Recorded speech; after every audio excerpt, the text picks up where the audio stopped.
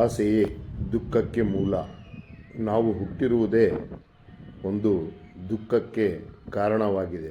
ಅದರಿಂದ ನಾವು ಹೊರಗಡೆ ಬರಬೇಕು ಅಂತ ಹೇಳಿದರೆ ಈ ದಿನ ವಿಶ್ವ ಪರಿಸರ ದಿನವಾಗಿ ನಾವು ಆಚರಿಸುತ್ತಾ ಇದ್ದೇವೆ.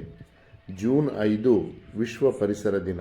ಪರಿಸರ ಎನ್ನುವುದನ್ನು ನಾವು ಹೇಗೆ ಕೆಡಿಸಬೇಕು ಎನ್ನುವುದು ಈಗಿನ ಜನರಲ್ಲಿ ನೋಡಿ ಕಲಿಯಬಹುದು.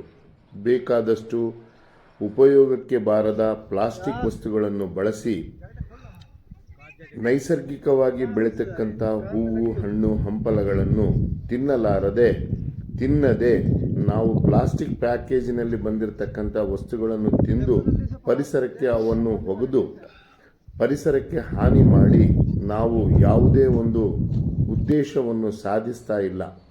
ನೋಡಿ, ನೈಸರ್ಗಿಕವಾಗಿ ಬೆಳೆದಿರತಕ್ಕಂಥ ಹೂವು ಹಾಗೂ ಗಿಡಗಳು ಹಾಗೂ ಪ್ರಕೃತಿಯನ್ನು ನೋಡಿದರೆ ಆಗ್ತಕ್ಕಂತಹ ಆನಂದ ಯಾವುದೇ ಸಮಾರಂಭದಲ್ಲಿ ಅಥವಾ ಮದುವೆಗಳಲ್ಲಿ ಪ್ಲಾಸ್ಟಿಕ್ ವಸ್ತುವಿನಿಂದ ಅಲಂಕಾರ ಮಾಡಿರ್ತಕ್ಕಂಥ ಹೂವುಗಳಿಂದ ನಮಗೆ ಲಭಿಸುವುದಿಲ್ಲ.